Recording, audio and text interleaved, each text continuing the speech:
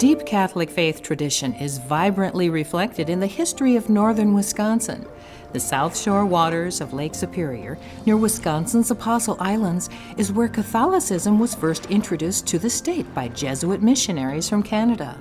These French priests were also robust explorers and among the first visitors to this vast wilderness. Others followed, but after the early 19th century arrival of Father Frederick Baraga, now a candidate for sainthood, the Catholic Church began to flourish in the Northland.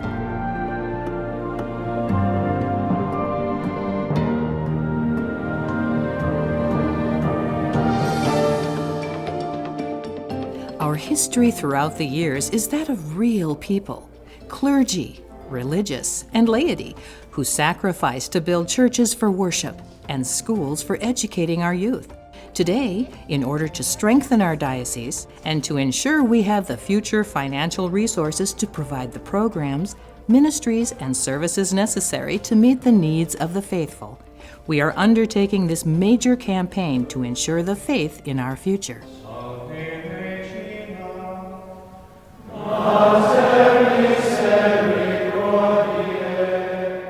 Greetings. I come to you today from St. John Vianney Seminary, where a number of our men are studying for the priesthood. It's a joy for me to be with them and also to be with you as we talk about our future. As you know, we have challenges in our diocese, the Diocese of Superior, and those challenges need to be met at this time in history by the care we give. I've been able to travel this great Diocese of Superior since 2007, and I must say I've been so impressed with the faith of our people. We live in a wonderful time, with challenges, but wonderful time to build faith and to build a future full of faith. I am looking now to really encourage you to be part of a campaign that will strengthen what we do for the future. Now, I know you face challenges in your time, as I have, and matter of fact, one of those challenges, a small thing, but is behind me, an icon which I wrote back in about 15 years ago. And I remember when I took on that challenge, it was a blank of 3 panels, and I was told by others it was pretty much an impossible task. Why so large? I did stall for a few years before I got back into doing the work that needed to be done, but as you can see, it was completed and it worked out fine. We're going to be challenged in ways that we think may be impossible, but we know that with God's help and with faith, we're able to do sometimes the impossible in pretty marvelous ways. As we move forward, you're going to hear conversations now of various people who will talk about the 4 parts of this campaign that will strengthen each of us for our future. We're going to hear a little bit about seminarians, about retired priests, their health benefits, about Catholic schools, and what we can do for our parishes. So I ask that you listen to the stories and take to heart and make it a prayer, that challenge that God in faith will help us move and to move forward in a good way. Thank you. To ensure we have the financial resources to provide the programs, ministries, and services necessary to meet the needs of the faithful, our parishes are undertaking this major campaign and have set a total goal of raising $16 million over the next 4 years. The Faith in Our Future campaign will address the following needs and ministries that are vital to our parish communities. We have a responsibility to care for our retired priests who have dedicated their lives to serving others. It is our turn to say thank you, Father, for a lifetime of sacrifice. Our goal is to establish an endowment fund to assist with the medical costs of our aged and retired priests during severe illnesses. An infusion of $4 million to this fund from our campaign will provide assistance to those priests in need for the foreseeable future. One of the things that struck me very, very strongly was the fact that I would be with people at key moments in their lives.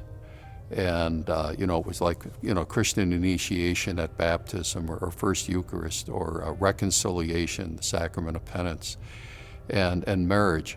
I could go to the hospital, someone would be in intensive care. I could go in and see them, the family couldn't. And I found that just to be incredibly rewarding. And we're all on this earth to be difference makers, and being a priest, I thought that I had just the greatest of opportunity to be a difference maker in the lives of people. One of the things that's a great comfort to me as a priest is the fact that I know that down through the years the diocese has been supportive of us as priests, myself as a priest, and been working toward providing retirement and medical help during retirement. And this capital campaign is really going to be helpful for that.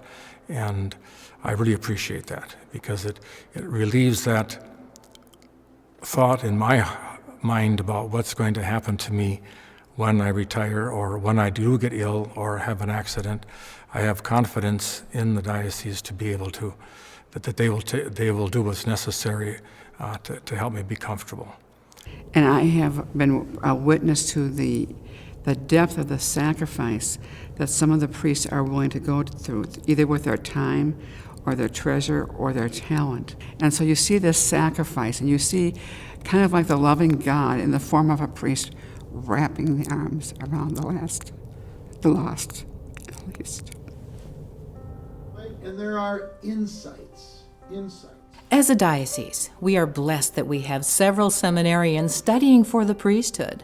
But with this blessing come tremendous responsibilities. As the cost of all education has risen dramatically in recent years, so too has the cost of seminarian education and formation. This campaign will establish a $4 million endowment to assist in the costs of providing for our seminarians. I ended up graduating third in my class. I was captain of my football and wrestling team. I was president of the National Honor Society. But with all these successes, I didn't know what I wanted to do and realized that I wanted to do what God was calling me to do because He knows me better than I know myself. And if He knows me better than I know myself, He's going to know what will make me the most happy. And if that's the priesthood, that's what I got to do. Every single dollar that's spent on me is a dollar that was earned by someone else and given as a free gift to me. And so I need to work for that dollar and make it worthy to be a gift to me. I guess I would say seminarians are worth every penny. We've had the privilege to know many young men. We've had them in our homes for barbecues, for holidays. Anybody that's willing to even entertain, giving their whole self to God in that way is worth every cent. Just the thought that they're open to discern the priesthood is phenomenal. And it should cost a lot of money, because look at what they have to do. It's 8 years. They're expected to preach well. They're expected to know little kids, old kids, chaplain ministry. These guys don't drop out of the sky. And if they have an open heart and they're willing to be educated, we've got to educate them. There's no ifs, ands, or buts about it, because if we want the Eucharist, we need priests. When I was 16, my father passed away, and so my mother would really have been my only supporter, and she's living on most of what she has left over from my dad and his work and his other accounts. But knowing that, I don't think that I would have been able to support myself without the help of the diocese. Annually, the faith-filled people of the Diocese of Superior commit to sharing God's light and love through their support of the Diocesan Services Appeal.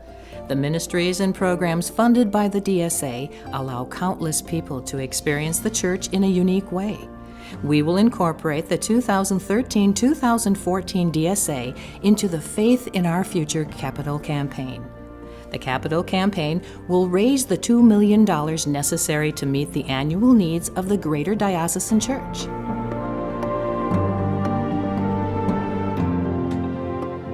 We most deeply experience the presence of Jesus through the sacraments, community, and faith formation in our parish communities. Our parishes must be financially stable to more fully live the call to teach, sanctify, and guide. This campaign will help infuse new capital into the local parish community. Once a parish reaches its 2013-2014 Diocesan Services Appeal goal, the parish will receive 25% of the net funds up to their individual goal and 50% of the net funds over their individual goal. Every parish faces its own challenges and sets its own goals. Needs range from maintaining aging church structures to building new structures to accommodate spiritual and educational formation needs. Other parishes are hoping to reduce parish debt or establish endowments that will generate income for parish and school ministries and services in the future. Still others may need to augment parish services through increased personnel or resources for faith formation for adult, children, youth, and young adult needs.